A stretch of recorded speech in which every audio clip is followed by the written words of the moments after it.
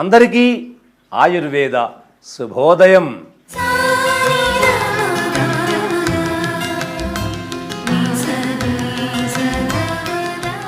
ప్రియమైన బిడ్డలారా, ఇంటికి దీపం ఇల్లాలు అనేటువంటి అంశములో ఈనాడు మా ప్రియమైనటువంటి బిడ్డలకు వస్తున్నటువంటి తలలోని తెల్ల వెంట్రుకలను శాశ్వతముగా నల్ల వెంట్రుకలుగా మార్చేటువంటి విధానాన్ని, ఇప్పటికే తెల్ల వెంట్రుకలు నల్లగా మార్చుకున్న అనుభవాన్ని కూడా మీకు చూపించబోతూ ఉన్నాం. 60, 70, 80, 90 ఏళ్ల వరకు కూడా వెంట్రుక ఊడేది కాదు, తెల్లబడేది కాదు. ఎందుకు అంటే ఆహారంలోనే వెంట్రుకలు ఎల్లప్పుడూ నల్లగా ఉండటం కోసం అవసరమైనటువంటి అన్ని పదార్థాలను వాళ్ళు ముందు జాగ్రత్త చర్యగా సేవించేవాళ్ళు. ఎలాంటి విషాలు లోపలికి పంపించేవాళ్ళు కాదు.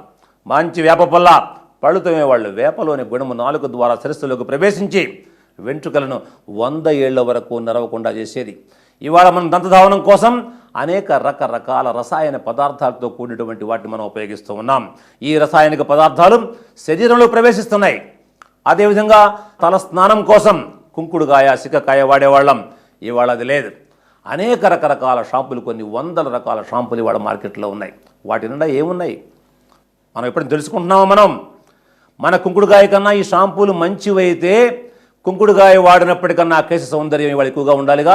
మరి ఎందుకు ఇవాళ చిన్న బిడ్డలకు కూడా వెంట్రుకలు ఊడిపోతున్నాయి, నెరిసిపోతున్నాయి, పండిపోతున్నాయి, బిడ్డ తలకాయ వస్తూ ఉంది? మనం ఆలోచించాలి. అలా ఆలోచించడం కోసం ఇంతకుముందు మనం చెప్పినటువంటి యోగాన్ని ఆచరించి నల్లని వెంట్రుకలను సాధించినటువంటి ఒక ఆయుర్వేదమ్మ నజీమా తన అనుభవాన్ని చెప్పడం కోసం మీ ముందుకు వస్తుంది. అమ్మాయికి మీరు స్వాగతం చెప్పండి. నా పేరు నజీమా, మాది తాడపిల్లిగూడెం. మా పాపని, ఈ పాప 10 ఏళ్ళ నుంచి బాల్ నేర్పుంది. అది గురువుగారు చెప్పిన నూనెలన్నీ వాడాము. ఏ సీజన్లో దొరికినా అవి వాడాము. చివరిలోనేమో మాధవకేశ తైలం వాడుతున్నాను. మాధవకేశ తైలం వల్ల జుట్టు బాగా పెరిగింది, జుట్టు కూడా నల్లబడింది. అది ఉసిరి రసం, పచ్చి ఉసిరి రసం, గుంటకరాకు రసం, నువ్వుల నూనె, పాలు, అతి మధురం, రసాంజనం ఇవి చేసి వాడాను. పాప జుట్టు కూడా పెరిగింది. జై ఆయుర్వేదం. విన్నారు కదా, మాధవకర తైలము. ఇంతకుముందు మీకు నేను చెప్పాను, ఒకసారి తయారు చేసి కూడా చూపించాను మీకు నేను. ఇప్పుడు మరలా ఒకసారి చెప్తాను, సరిగా రాసుకోండి మీరు. ఉసిరికాయల రసం 1 కేజీ. ఉసిరికాయలు పచ్చివి దొరక్కపోతే ఎండు ఉసిరికాయ ముక్కలు తీసుకొచ్చి 1 కేజీ తీసుకొచ్చి అందులో 4 కేజీల నీళ్లు పోసి కలబెట్టి పొయ్యి మీద పెట్టి 1 కేజీ కషాయం దిగే వరకు మరిగించి వడపోసి సిద్ధం చేసుకోండి. అర్థమైంది కదా? 1 కేజీ ముక్కలకు 4 కేజీల నీళ్లు పోసి 1 కేజీ కషాయం మిగిలే వరకు మరిగించండి. తర్వాత 1 కేజీ గుంటగలగరాకు రసం. ఇది కూడా ఈ ఎండాకాలంలో పచ్చి దొరక్కపోతే ఇంతకుముందు చెప్పినట్లుగానే ఉసిరికాయల్లో నుంచి, అదే ఎండు ఉసిరికాయలలో నుంచి ఏ విధంగా కషాయం తయారు చేసుకున్నారో అదేవిధంగా గుంటగలగర పొడి దొరుకుతుంది మనకు. దాని నుంచి కూడా మనం ఈ కషాయాన్ని ఇలాగ మనం తయారు చేసుకోవాలి. తర్వాత 1 కేజీ నల్ల నువ్వుల నూనె. నల్ల నువ్వులను తీసుకెళ్ళి గాను దగ్గర కూర్చొని తీయించి తెచ్చుకోవాలి 1 కేజీ. తర్వాత అతి మధురమో 20 గ్రాములు. అతి మధురమో రసాంజనమో దొరుకుతుంది అంగట్లో. రసాంజనం 20 గ్రాములు.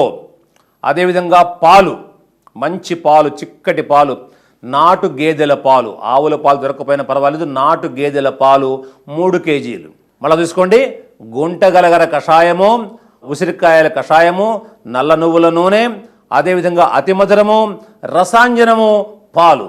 ఈ పదార్థాలను కలిపి చిన్న మంట మీద తైలము మాత్రమే మిగిలే వరకు మరిగించి దీన్ని వడపోసుకొని నిల్వ చేసుకొని ఈ తైలాన్ని ఆ అమ్మాయి వాళ్ళ పాపకు రాయటం ద్వారా ఆ పాప వెంట్రుకలు ఎంత మృదువుగా, నల్లగా, ఒత్తుగా, దట్టంగా, దిట్టంగా, ఎంత మనోహరంగా తయారైనయో మీరు కళ్ళారా చూశారు.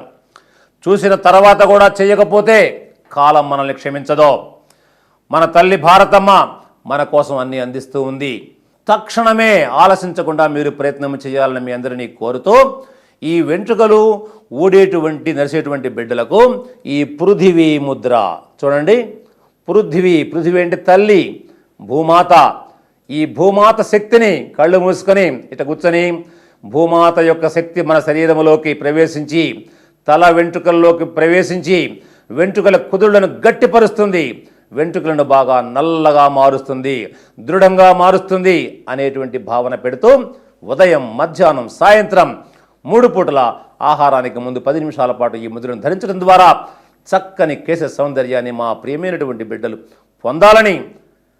పొంది తీరాలని మీ అందరికీ కోరుతూ ఇప్పుడు మనం ప్రగతికి మూలం పురుషుల్లో మరో అద్భుతమైనటువంటి అనుభవాన్ని, ఆ విశ్లేషణను చెప్పుకుందాం.